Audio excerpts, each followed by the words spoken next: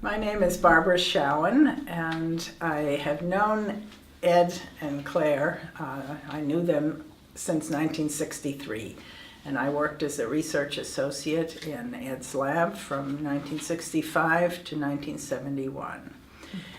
And it really is an honor and a pleasure for me to say a few words about Ed and Claire Smithsman. My memories of Ed and Claire go back to 1963 when Dick and I came to Kansas, fresh from graduate school and newly married. He is an assistant professor of chemistry and I to finish writing my dissertation. By that time, Claire and Ed had been at KU for 3 years and had been married for 9. Claire and Ed were, to Dick and to me and to all of the young faculty members, co-workers and their families, unforgettable and unparalleled friends and mentors. I don't think I have ever met two people with such different personalities, but who at the same time were so compatible. They obviously admired and thought the world of each other. Claire adored Ed and he her. But how different they were.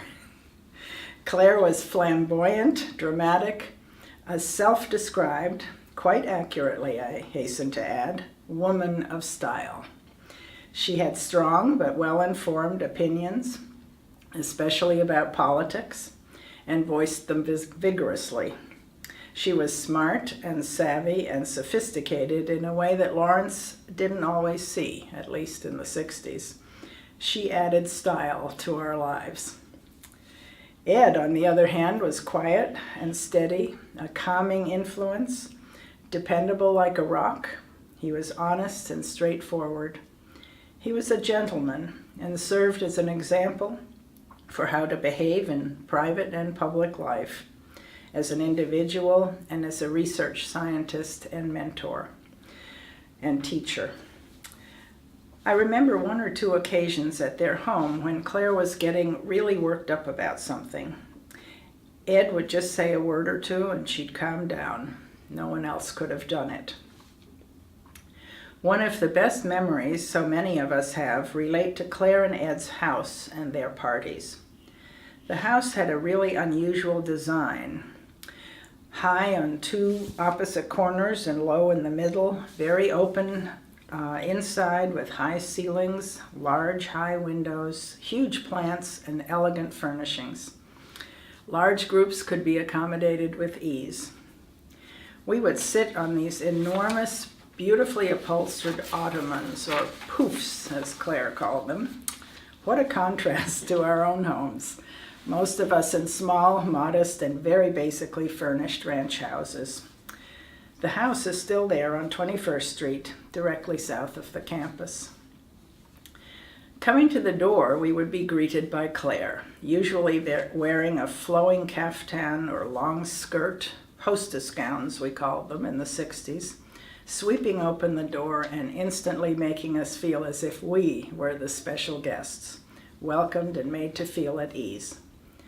Ed would be in the background, mixing a beverage and coming forward with his generous and welcoming smile.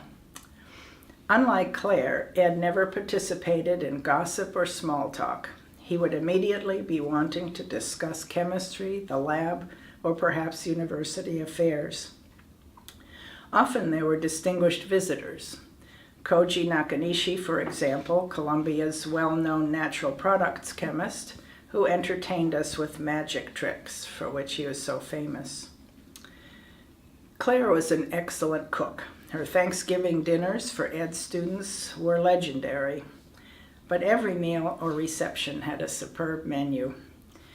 It was at the Smithsmans that I was served and tried steak tartare for the first time.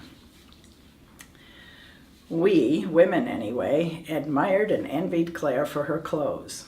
She dressed like a fashion model, always in classic good taste.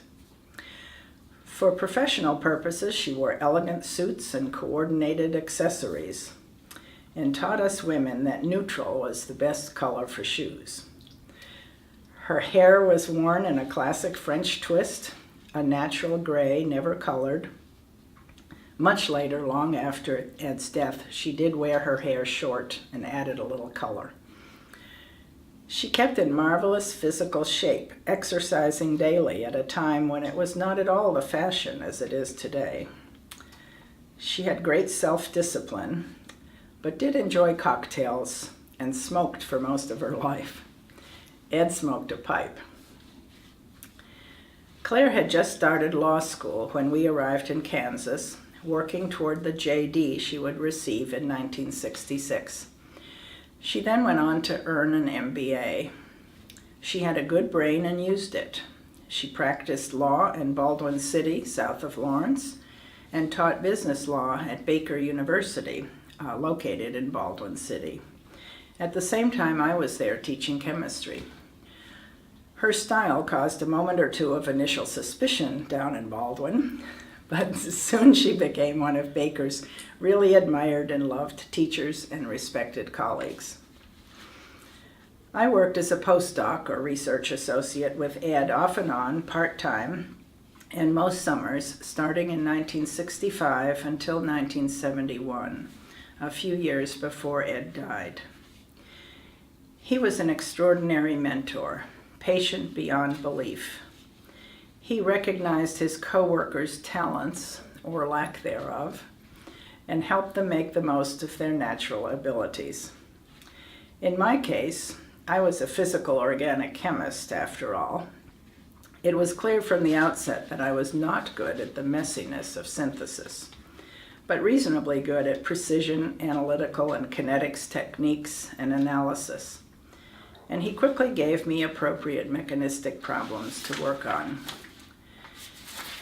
He was a forward-thinking and creative scientist. His synthesis and then kinetic studies of rigid analogs of acetylcholine, for example, led to an understanding of the conformational requirements of the active site of the enzyme acetylcholinesterase, long before the enzyme had ever been purified, or heaven forbid, crystallized. The results reported in his papers turned out to be right on. The term chemical biology, basically unknown at the time, and coined at KU in the late 60s, really was something that characterized Ed's work. Ed's research work, from his insect studies to his receptor studies, were possibly the truest first examples of chemical biology anywhere in the world. Ed was unfailingly generous with his time, his advice, and his equipment. He occupied a large office on the north side of the 5th floor of Malott. Occasionally, I would knock on the door with a question about something. He never seemed to mind the interruption. His eyes would light up, he smiled and invited me in, as he did the other students and postdocs. He unfailingly made his students and collaborators feel valued and appreciated. Ed loved the latest in scientific equipment and gadgets in general. I remember how proud and pleased he was to show off a brand new acquisition for his office, a photocopier. Can you imagine a world before photocopying? Which used that thin, brownish, curling, thermosensitive paper. State-of-the-art it was. He had the best gas chromatograph in the building in 1966, used to study the mechanism of the Prinz reaction, among other things. Other departments and their students were always welcome to use his and MedChem's equipment. The beginning of a culture of sharing and cooperation that defines and characterizes, almost uniquely, the molecular sciences enterprise at KU at the time and even today.